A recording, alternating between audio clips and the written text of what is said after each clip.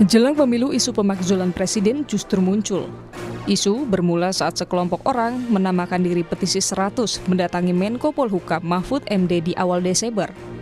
Aspirasi pemakzulan presiden ini pun ditanggapi Ketua MK tahun 2003-2008, Jimli Asidiki.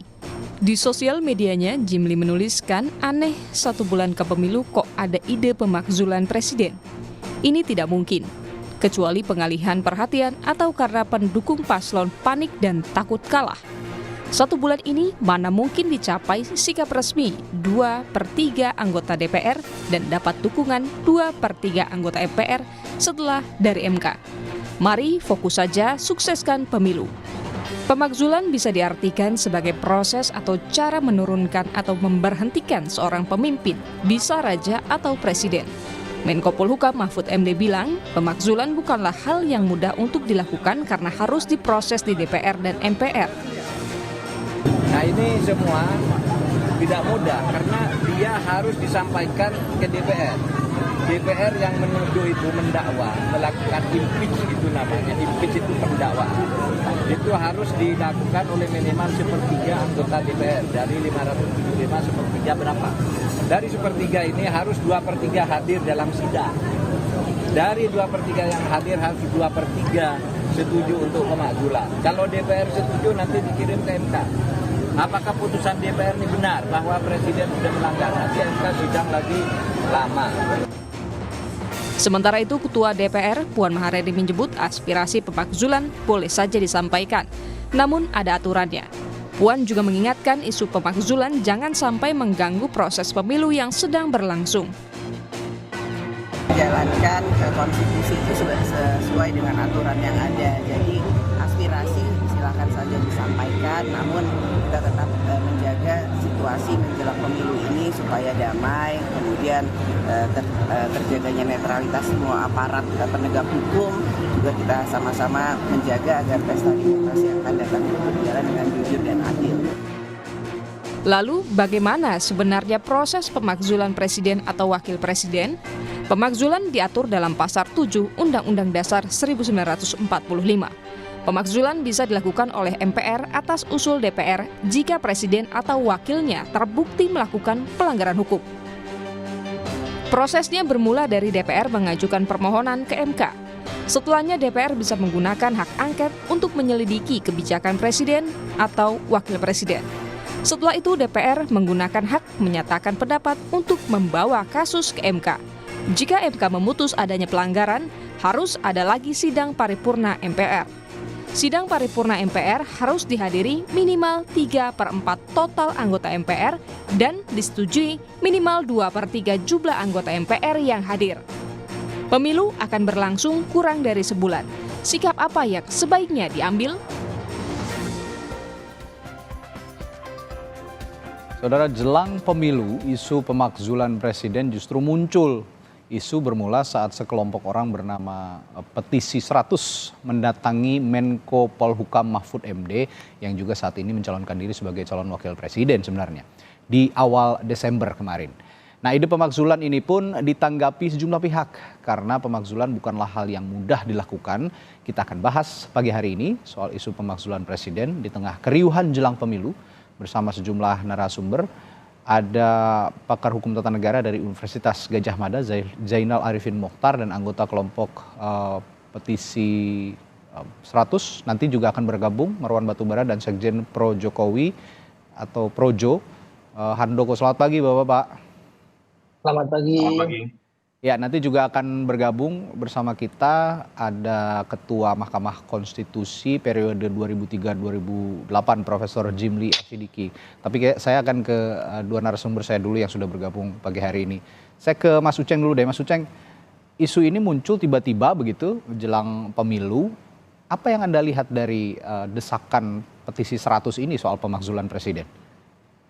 Ya, saya kira kalau mau dimaknai bisa beragam, ya. Bisa beragam dalam artian tergantung kita menaruh perspektif apa. Ya. Saya sendiri mengatakan ini adalah buah dari proses pengawasan sebenarnya, pengawasan publik terhadap gejala belakangan di mana presiden nyaris tidak terbatasi dan melakukan tindakan-tindakan yang bersinggungan dengan pasal-pasal impeachment. Misalnya ketika presiden sendiri mengakui dalam sebuah rapat dengan para relawan yang mengatakan dia menggunakan punya alat negara yang melakukan dan mengetahui apa yang sedang dibicarakan oleh partai-partai lain, apa yang disampaikan atau apa yang diinginkan oleh partai lain ketika mau mengusung calon dan lain-lain sebagainya. Itu kan mengingatkan kita pada kasus Watergate, kasus Nixon di tahun 70-an. Ya, nah artinya begini sebenarnya, saya melihatnya ini adalah buah dari konsep pengawasan sebenarnya, bisa jadi dibaca itu. Orang mengatakan bisa dibaca politik, ya memang impeachment ada peristiwa politik, tapi paling tidak sebenarnya kalau kita melihat pasal impeachment dengan rapi, pasal impeachment itu kan bisa diterapkan pada 3 kondisi. Satu, kondisi pelanggaran pidana, misalnya menyuap, ya kan, melakukan double agent dan lain-lain sebagainya. Yang kedua adalah perbuatan tercela, ini bersifat lebih etis. Nah, yang ketiga adalah tidak lagi memenuhi kualifikasi atau sesuatu yang lebih bersifat administratif. Nah, mengenai apa maknanya dari ketiga itu sampai sekarang pun perdebatan. Jangankan di kita, di Amerika yang jauh lebih tua, itu juga perdebatan. Bagaimana mengkualifikasi misdemeanor misalnya, perbuatan tercela itu seperti apa. Ingat misalnya dalam kasus Clinton, kalau kita masih ingat, Clinton seingat saya ya, kalau tidak salah, dia dijatuhin upaya impeachment bukan karena meniduri Monica Lewinsky, tetapi karena berbohong di bawah sumpah. Itu karena pemeriksaan. Kedua, artinya apa? Perbuatan tercela yang dikualifikasi itu tidak sesederhana yang kita bayangkan. Kita tahu perbuatan tercela di pasal kita itu kan kelihatannya terinspirasi dari Undang-Undang Dasar di Amerika. Nah, yang ketiga, saya kira prosesnya juga bukan proses sederhana. Kalau kita mau bicara soal prosesnya berasal dari proses politik, ya kan? Ada kualifikasi tertentu, ada proses penyidikan, ada proses angket, ada proses HMP, baru kemudian itu didaftarkan ke Mahkamah Konstitusi, masuk ke proses politik, dari politik masuk ke proses hukum, walaupun belakangan MK ini agak politis-politis juga ya. Nah, terakhir di ujungnya, hasilnya itu akan dilemparkan kembali ke proses politik, yaitu di MPR, bisa jatuh atau tidaknya. Artinya, masih ada pertanyaan mendasar sebenarnya, satu soal bagaimana mengkualifikasi perbuatan itu, apakah bisa masuk di kriteria pidana, administrasi, atau etis.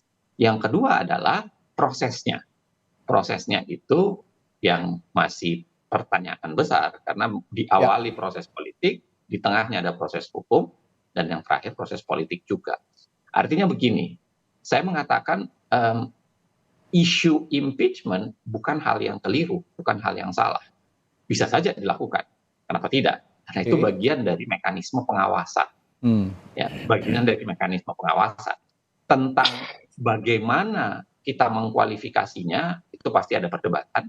Tentang bagaimana kekuatan politik untuk mendorongnya, kita realistisnya itu masih panjang dan masih sulit. Tapi saya kira silahkan saja. Impeachment adalah barang yang ada dalam Undang-Undang Dasar, menolaknya adalah perbuatan inkonstitusional, karena kan ada dalam Undang-Undang Dasar, mekanismenya silahkan didorong. Nah, tetapi yang paling penting sebenarnya adalah kita harus melihat pada satu sisi memang soal pemilunya. Harusnya dalam benak saya, harusnya dalam perhitungan juga, perhitungan secara ketatanegaraan, tidak ada kaitannya sebenarnya proses impeachment presiden dengan pemilunya. Dua hal yang berbeda. Pemilu dilakukan oleh KPU. Ya kan? Ada kelembagaan sendiri. Sedangkan impeachment adalah pelanggaran. Saya kasih contoh misalnya kalau kita tidak minta-minta, tiba-tiba presiden tertangkap tangan melakukan korupsi. Masa dengan alasan pemilu kita tidak lakukan apa-apa? Dan itu dua hal yang berbeda saya kira. Itu bisa langsung dilanjutkan. Tapi pada saat yang sama, memang yang kita khawatirkan bukan realitas hukumnya atau realitas ketanegaraannya, tetapi saya khawatirkan adalah realitas politiknya. Karena kemudian mungkin jadi dipakai dalam kondisi tertentu untuk merusak pemilunya, dan saya kira itu bisa menjadi berbahaya. Ya, itu lebih bahaya, saya sepakat. Dan yang saya garis bawahi bahwa Anda juga mengatakan tidak sesimpel itu, tidak semudah itu juga. Karena kemarin saja waktu di MK, perkara putusan 90 saja untuk Sebenarnya, membuktikannya Mas, sulit sekali gitu ya. sebenarnya MK saja sulit sekali untuk sebenarnya berani. menarik untuk melihat kondisi sekarang. Karena kalau kita asumsikan ya, lagi-lagi asumsi bahwa Prabowo didukung Jokowi itu adalah satu blok sendiri, Ya, sedangkan 01 dan 03 adalah blok yang berbeda, maka perhitungannya bisa jadi menjadi menarik oke, karena terjadi lebih kesetimbangan secara oke, politik. Tapi jangan pernah lupa, yang namanya politik tidak ada kawan dan lawan abadi, biasanya itu kepentingan. ya, Tidak ada jaminan sebenarnya 01 dan 03 pasti bisa bergabung untuk melawan 02. ya, ya. Kalau apalagi ada putaran kedua kan, bicara Ya. soal putaran kedua, bisa jadi mereka masih saling intip untuk putaran kedua akan tercipta koalisi baru atau tidak. Gitu. Ya, Mas Uceng, ini pagi hari ini kita juga sudah bergabung. Ada salah satu anggota kelompok petisi 100, Pak Marwan Batubara. Selamat pagi, Pak Marwan. Selamat pagi. Ya, ya, Pak Marwan, sebagai orang yang Pak Zainal. ya, sebagai orang yang punya inisiatif, begitu punya gagasan untuk mengimpeach atau memakzulkan presiden. Saya ingin tanya dulu, apa sih yang dibicarakan dengan Pak Menko Polhukam Mahfud MD dan kenapa ke Pak Mahfud MD ngomongnya bukan ke DPR gitu ya, alih-alih bahwa soal impeachment ini, pemakzulan ini sebenarnya harusnya alurnya ke DPR lalu ke MK misalnya konsultasinya. Kenapa ke Pak Mahfud MD begitu, Pak Marwan? Ya, saya kira Pak Mahfud itu salah satu dari orang yang menjadi perhatian publik dan sedang memerintah. Tapi di sisi lain sebetulnya kita juga sudah menyuarakan ini sejak bulan Juli Agustus ya, berkali-kali berkirim surat kepada DPR, pimpinan DPR, fraksi di DPR, lalu di MPR ya, lalu sampai ke pimpinan DPD, yang akhirnya karena tidak ada yang mau, yang penting bagi kami bisa masuk ke Senayan, maka kami menghubungi Pak Tamsil Lindrung, yang akhirnya menerima kami, lalu kami bacakanlah petisi itu pada bulan Juli. Ya, jadi sekaligus juga untuk menunjukkan kepada publik, kepada Pak Jimli terutama, katanya kenapa kok baru sekarang mengajukan pemakzulan. Saya kira itu sudah kita lakukan sejak bulan Juli yang lalu dan sudah minta waktu kepada siapa yang relevan, dan saya kira kami juga punya pakar-pakar hukum yang mendukung kami dalam menyusun petisi itu. Seperti pakar hukum tata negara, contohnya Pak Jimli, Pak Zainal Arifin Mokhtar dan lain-lain. Jadi kami juga paham soal bahwa pemakzulan itu urusannya bukan cuma hukum, tapi juga ada aspek politik. Ya. Dalam kondisi sebelum ada gonjang-ganjing pertarungan paslon 1, 2, 3 ini, sebetulnya peta politiknya itu masih bahwa solidnya Pak Jokowi dengan PDIP. Ya. Tapi sekarang itu berbeda. Nah, di sini artinya bagaimana berperannya faktor politik dalam urusan pemakzulan ini.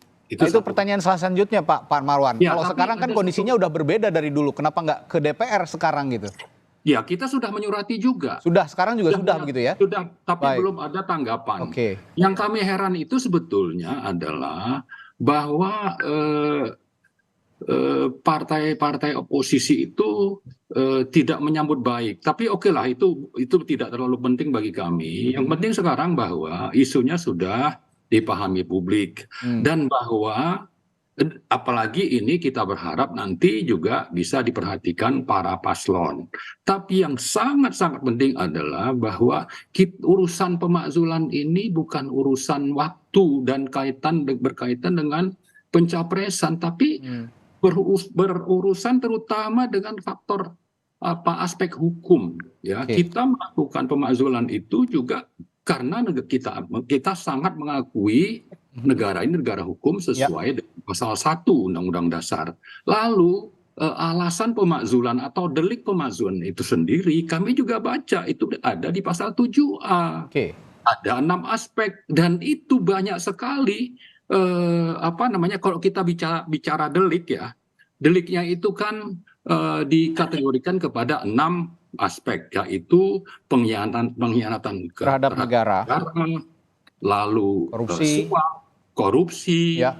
perbuatan tercela, Betul. dan ada alasan administratif. Nah, pengkhianatan terhadap negara itu dirumuskan dalam pasal 169 ya, Undang-Undang Kekuasaan Kehakiman, Undang-Undang nomor 17 tahun 2007 atau 7 2017. Tapi yang penting bahwa pengkhianat negara itu adalah antara lain selain berkomplot untuk kejahatan terhadap negara, juga melanggar konstitusi. Nah, kita punya daftar pelanggaran pasal-pasal di konstitusi itu. Misalnya, Pak Jokowi itu menerbitkan Perpres nomor 54 tahun 2020 dalam menetapkan APBN.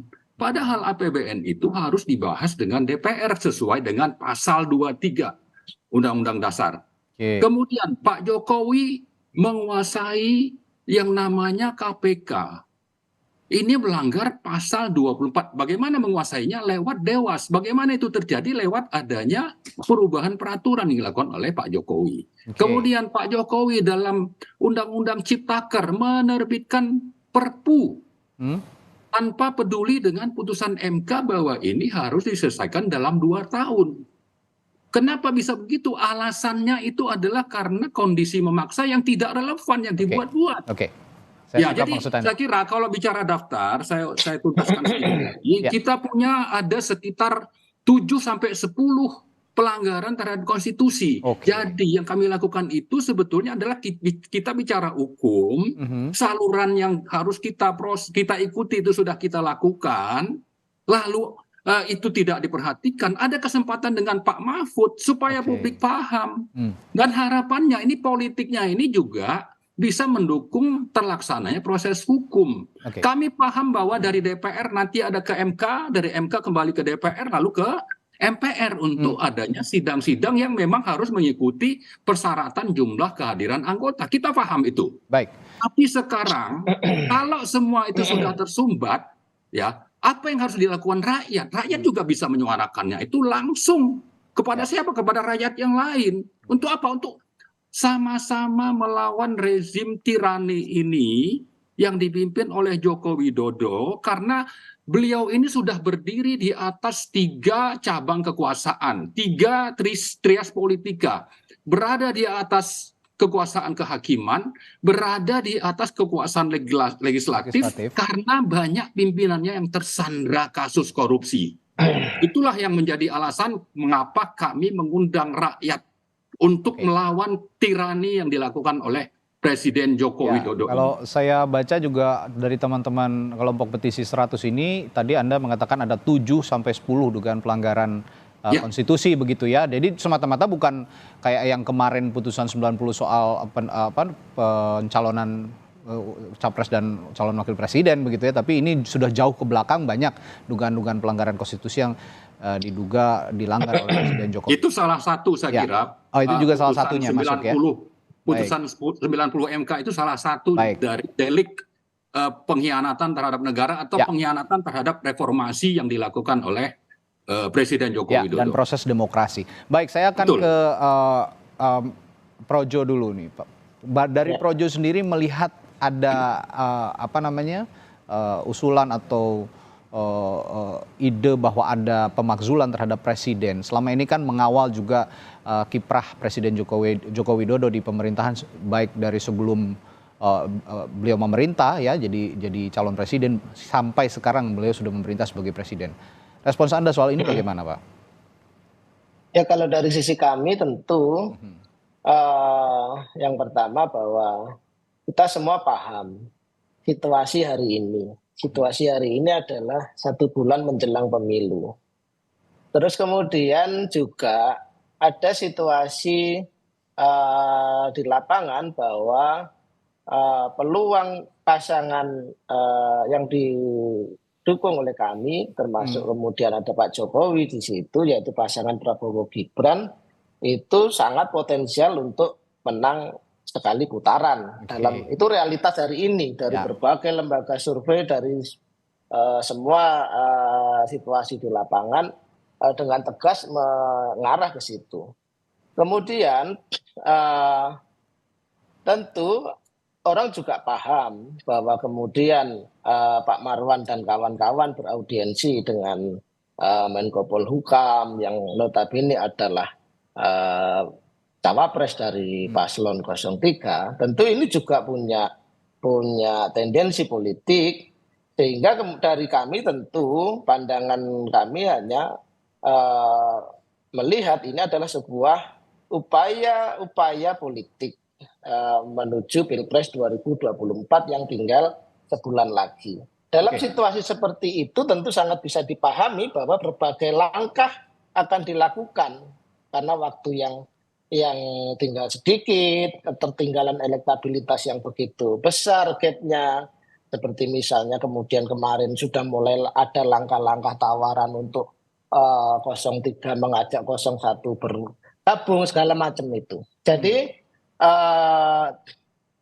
kami betul-betul melihat ini ya sebuah langkah politik biasa yang terjadi menjelang hari pencoblosan, di mana waktu yang sisa tidak banyak ini, tinggal 1 bulan ini. Bahwa kemudian terjadi narasi-narasi yang apa namanya sehingga memunculkan gagasan pemakzulan. Berbagai semuanya juga menyadari bahwa proses mungkin tidak mudah, bahwa landasan-landasan atau prasyarat-prasyarat dasar juga mungkin belum bisa dipenuhi, karena apa yang disampaikan klaim-klaim dari Pak Marwan tadi misalnya tentu perlu diuji, karena apakah ini betul-betul melakukan pelanggaran konstitusi atau tidak, itu kan perlu diuji, karena semuanya juga berproses. Misalnya soal MK yang dimana proses dari keputusan itu pun kemudian juga ada proses hukum tersendiri. Maka yang saya mau tegaskan adalah bahwa langkah-langkah seperti ini kami baca sebagai sebuah langkah politik yang kami pahami itu bisa dilakukan oleh siapa saja, meskipun saya sangat menyayangkan karena langkah begini ini benar-benar tidak produktif menurut saya, karena justru destruktif, mengingat pemilu sebentar lagi, rakyat tengah bergembira, tengah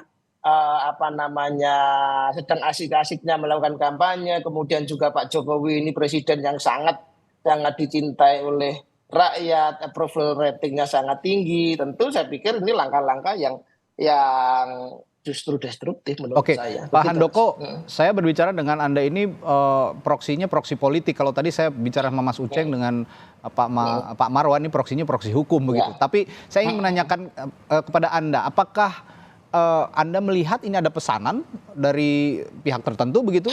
Karena memang saat ini kan kita tidak bisa memisahkan sepertinya Presiden Joko Widodo dengan pasangan calon nomor urut 2, pasangan calon presiden nomor urut 2, karena kemarin juga ketemu dengan beberapa pimpinan partai koalisi 02 begitu, lalu juga bahkan bertemu dengan Pak Prabowo. Jadi kelekatan ini tidak bisa dinafikan begitu. Anda melihat ini ada pesanan?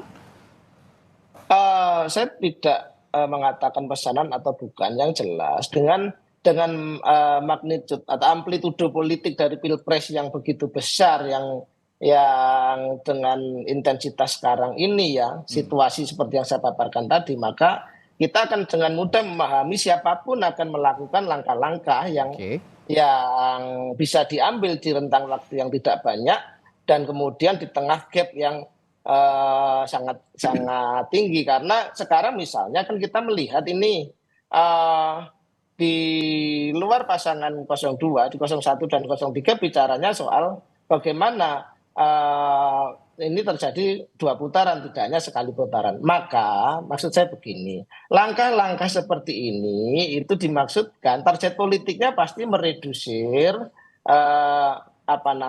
elektabilitas, meredusir legitimasi Pak Jokowi, kemudian berpengaruh pada elektabilitas 02, kemudian berpengaruh supaya tidak terjadi namanya gagasan yang selalu dikembangkan oleh pasangan di tim 02 adalah sekali putaran. Ini paling tidak menghambat itu. Jadi target-target nanti pun pasti target politik seputar Pilpres 14 Februari. Baik. Itu Mas. Baik, saya kembali ke Mas Uceng. Mas Uceng, saya tadi bilang juga ke Pak Handoko bahwa yang dibicarakan pagi hari ini ada proksi politik dan proksi hukum gitu ya, kita ngomong pemakzulan ini. Tapi apakah kita bisa berbicara dalam server yang sama dan apa outputnya ketika berbicara proksi hukum dan proksi politik digabungkan dalam server yang sama? Kira-kira menurut Anda bagaimana? Saya kira begini ya, kalau kita mau menggunakan paradigma itu dan mencoba kita campur, ada dua analisis kurang-kurangnya barangkali untuk Pak Handoko. Yang pertama adalah jangan dibayangkan bahwa publik tidak bisa berpolitik. Masyarakat juga punya politiknya sendiri. Dia bisa berpikir secara politis. Politis tidak bisa diterjemahkan pasti haram. Politis itu diterjemahkan adalah cara orang untuk melakukan sesuatu. Dan masyarakat ketika menggali atau kemudian melakukan upaya koreksi terhadap negara, saya kira itu bagian dari cara praktik politik publik. Jangan lupa demokrasi sebenarnya itu bukan elit. Kita nggak bicara elit kalau soal demokrasi. Demokrasi itu sebenarnya kita bicara publik. Karena itu yang menarik menurut saya harus kita ingat. Yang pertama. Yang kedua, saya agak khawatir sebenarnya dengan perspektif Pak Handoko ketika mengatakan mengimpeach Jokowi itu secara politik bisa merusak pasangan 02. Padahal menurut saya dua hal yang berbeda. Karena impeachment terhadap Presiden Jokowi itu adalah tingkah laku dia sebagai presiden. Sedangkan pasangan 02 ini tidak ada kaitannya dengan presiden. Tingkah sebagai presiden, kecuali kalau Pak Handoko seakan-akan mengakui bahwa presiden ternyata memang cawe-cawe untuk memenangkan 02.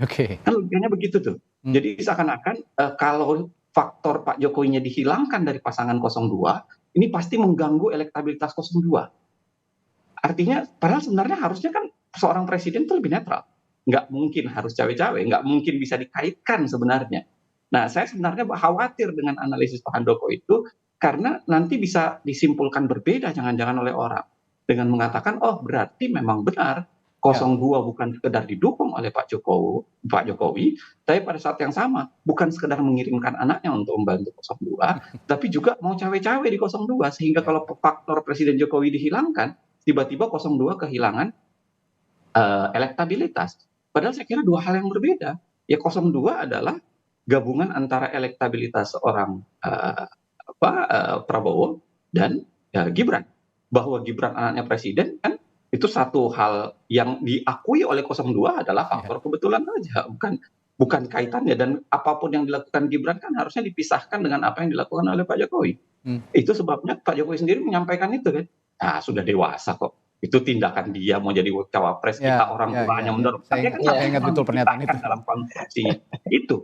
Nah, yang saya khawatir dari analisis itu adalah orang menyimpulkan, oh berarti memang Projo mengakui bahwa sebenarnya faktor Jokowi itu penting karena bisa melakukan cawe-cawe untuk memenangkan 02. Nah, saya kira itu yang harusnya ditertibkan, Mas, menurut saya ya. Artinya ditertibkan.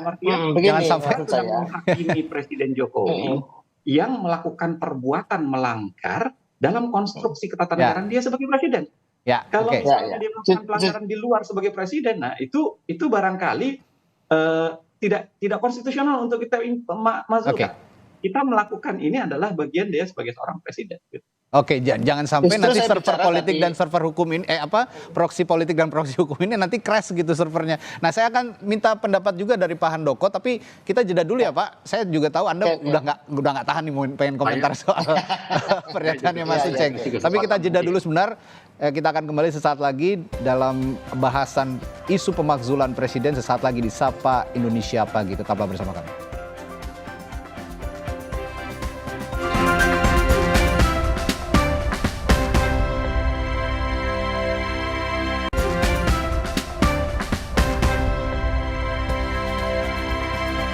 Ya, saya langsung ke Pak Handoko. Pak Handoko, respons Anda dari pernyataan Mas Uceng tadi, silakan. Ya, saya tidak mengatakan bahwa kemudian itu ditafsir sebagai presiden melakukan langkah cawe-cawe dan segala macam. Tapi saya tadi di awal mengatakan realitas politik. kita tidak bisa memungkiri bahwa realitas politiknya adalah pasangan elektabilitas Pak Prabowo ini menguat dengan sangat tajam ketika orang menafsirkan, orang memaknai apa yang dilakukan dengan secara politik ya, kode-kode politik dari presiden itu menyimpulkan, ada kesimpulan bahwa Presiden Jokowi mendukung, itu kesimpulan publik. Gitu. Itu kesimpulan publik dari berbagai langkah politik yang dilakukan. Nah, maksud saya adalah bahwa dengan realitas semacam itu tadi, tentu saya setuju dengan Mas Ujeng tadi bahwa demokrasi ada di publik. Kita juga ingat sekali bagaimana kami misalnya Projo di 2013-2014 menggalang suara grassroots untuk kemudian mendorong Pak Jokowi menjadi presiden, karena memang kekuatan demokrasi kita ada di grassroots dan rakyat juga cerdas. Rakyat bisa membaca apa namanya yang terjadi di wacana-wacana elit termasuk soal pemakzulan ini. Maka yang saya sampaikan di tengah realitas politik yang saya sampaikan tadi, misalkan soal elektabilitas, soal tafsir atau kesimpulan publik bahwa Pak Jokowi mendukung Pak Prabowo, kemudian kemungkinan sekali putaran yang begitu sangat tinggi, maka publik juga, rakyat juga pasti bisa membaca ini hanya langkah-langkah yang sangat politis, karena aspek-aspek konstitusional, aspek-aspek hukum dari pemakzulan ini kita lihat di berbagai komentar dari berbagai pihak ini kurang dan juga teramat sulit untuk terjadi. Maka sangat mudah dipahami ini betul-betul sebuah langkah politik menjelang Pilpres 2024 dengan target-target politik. Tapi target-target politiknya adalah apa? Yaitu tadi kita ingat begitu misalnya, kita masih ingatlah bagaimana Pak Jokowi kemudian diserang dengan cukup keras, ya kan? Bahkan kemudian dari yang orang katakan bahwa ini dari partainya sendiri misalnya, seperti itu.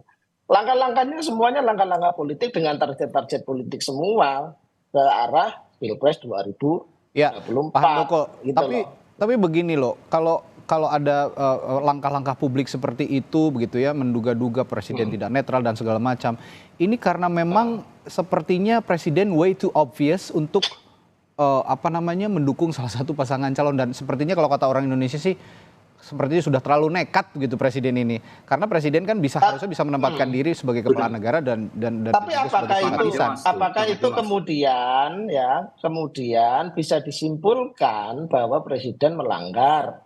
Ya kan, bahwa apakah itu konstitusi atau itu sekedar relatif atau itu bahkan etik sekalipun, kan tidak bisa langsung seperti itu.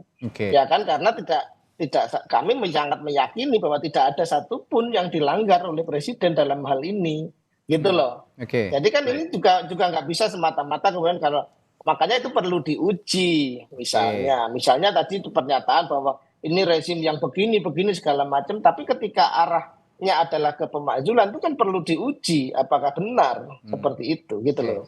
Nah iya, ini juga berbeda sekali dengan apa yang diutarakan oleh Pak Marwan tadi, bahwa tidak ada pelanggaran-pelanggaran yang bisa dibuktikan, tapi di satu sisi Pak Marwan bilang ada 7-10 tadi Pak ya, dugaan. Tapi kan ini masih sebatas dugaan. Nah, langkah selanjutnya untuk Anda untuk membawa 7-10 dugaan pelanggaran konstitusi tadi, dan kaitannya konteksnya dalam isu pemakzulan ini, Pak Marwan, bagaimana? Ya, langkah itu sedang kami siapkan, tapi saya perlu menanggapi soal ini berat ke politik. Karena kita ini hidup ya di Indonesia itu harus selalu berpegang, tidak terpisah-pisah politik, hukum, moral. Ya. Moral justru lebih tinggi, karena itu Pancasila ditempatkan di atas, baru di bawahnya itu Undang-Undang Dasar. Nah, masalah moral ini kita bisa melihat misalnya presiden itu harus bertindak adil.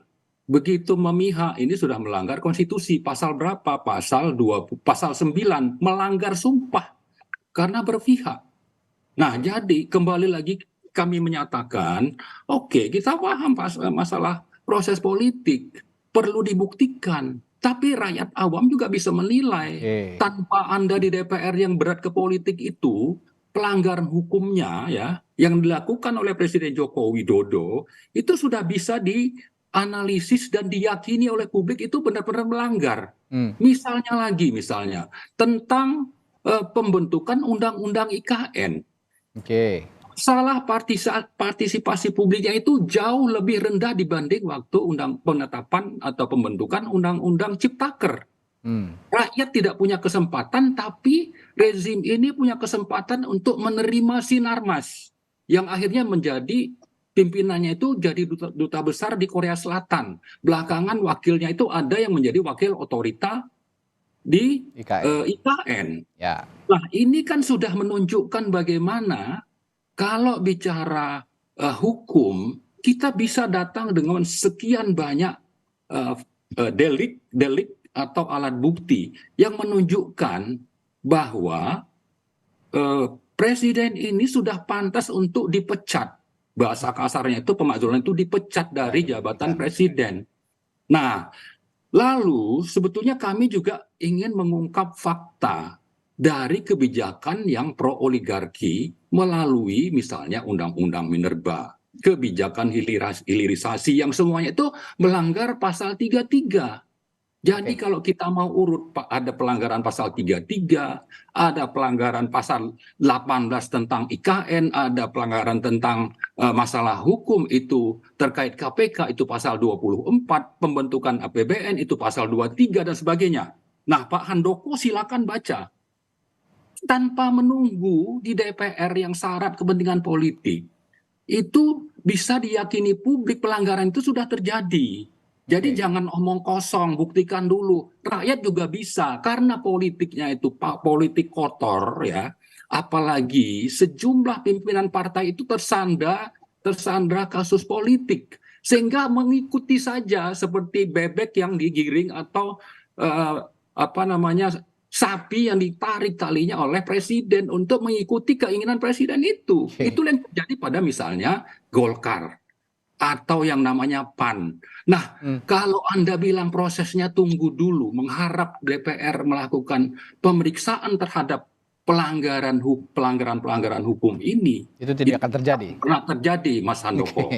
Jadi karena itu langkah selanjutnya menjawab pertanyaan Mas tadi ya, bahwa salah satu yang harus kita ingatkan adalah pemegang kedaulatan. Siapa itu? Rakyat. Yang sekarang kedaulatannya itu sedang dirampok. Oleh siapa? Oleh presiden yang memihak, yang melanggar pasal 9, yang melanggar sumpah jabatan. Itulah yang harus disuarakan kepada rakyat semuanya. Mari bangkit bersama-sama. Kenapa? Karena DPR sudah tidak peduli. DPR sudah dicocok oleh presiden. Lalu tinggal kita ini, ada kesempatan yang diberikan oleh Pak Mahfud, itu kesempatan untuk mengungkap pelanggaran ini. Mungkin nanti kami juga akan datang ke tokoh-tokoh lain, sambil membawa sekian banyak bukti pelanggaran hukum yang sudah dilakukan oleh presiden yang namanya Joko Widodo. Artinya kalau saya berkampanye agar pemilu kalau mau adil, maka itu harus terjadi tanpa Presiden Joko Widodo menjabat sebagai presiden lagi.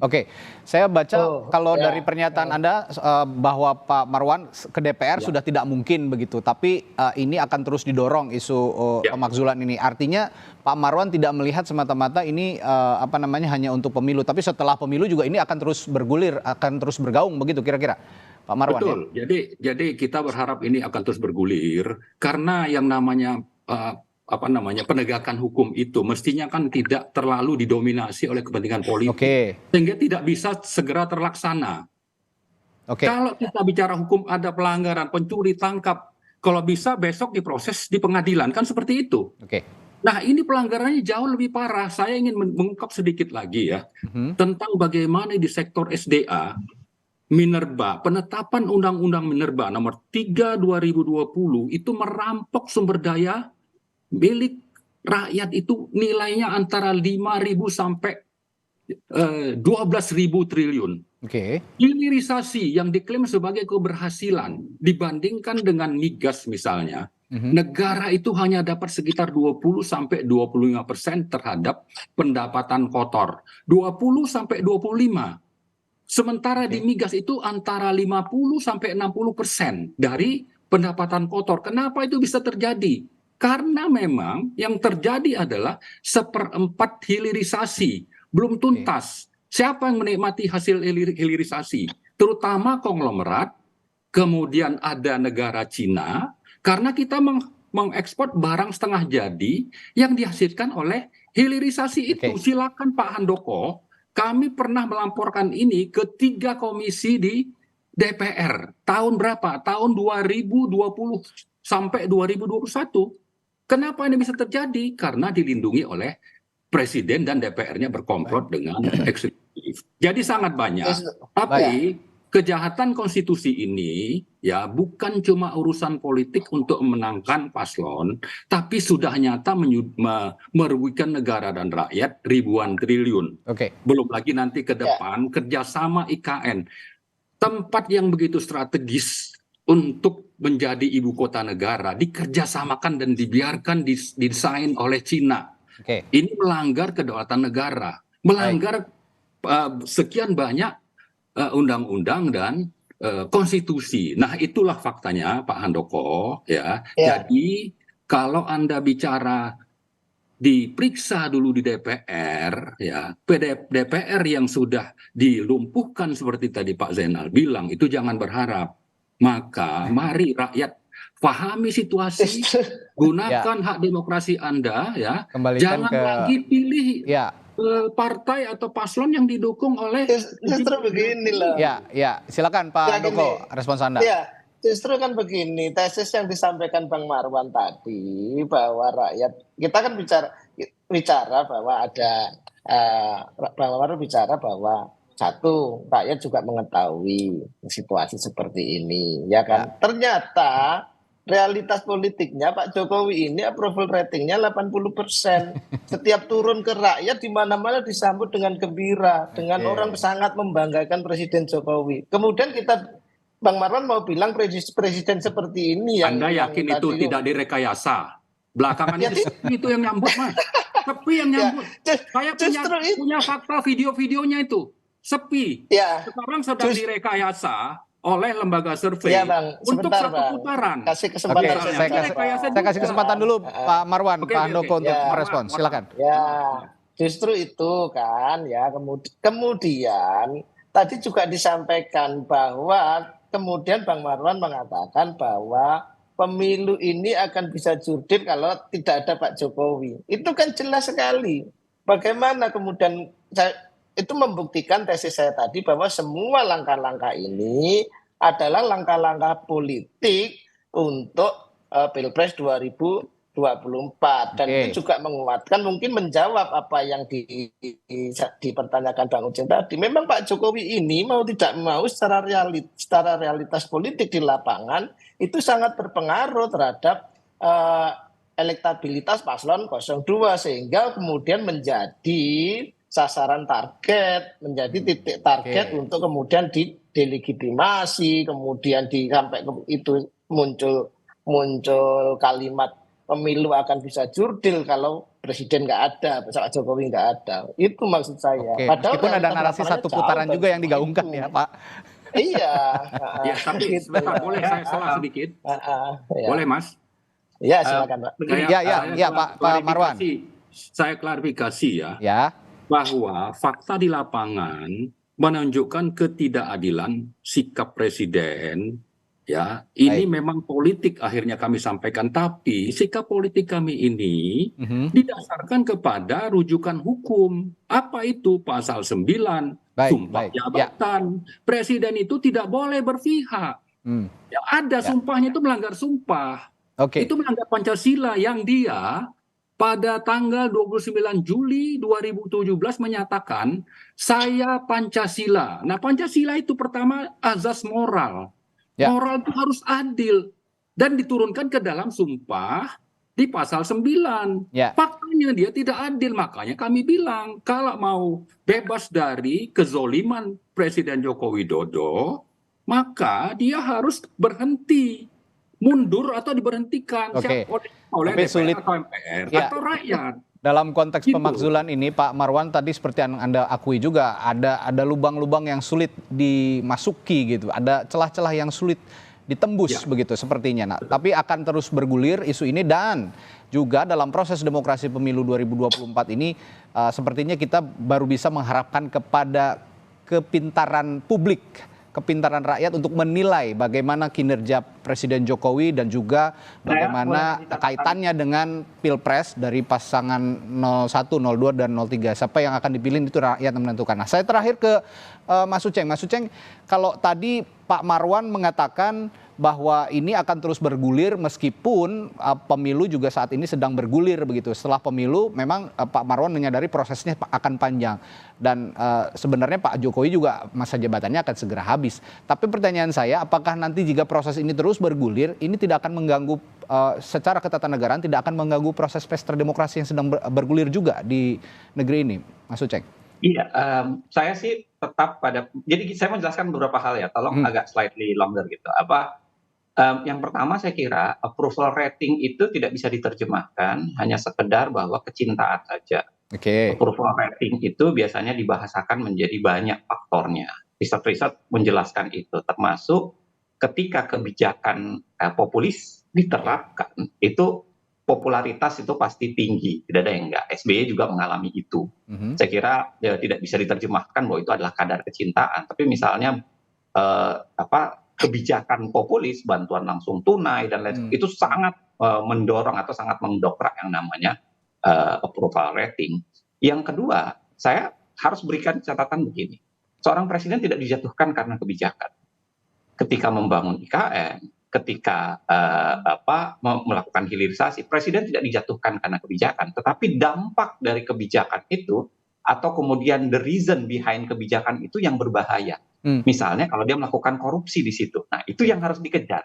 Makanya dalam sistem ketatanegaraan kita, siapa yang mengejar itu diberikan kepada aparat penegak hukum, plus diberikan kepada DPR yang dikasih the right to inquiry, hak untuk melakukan angket.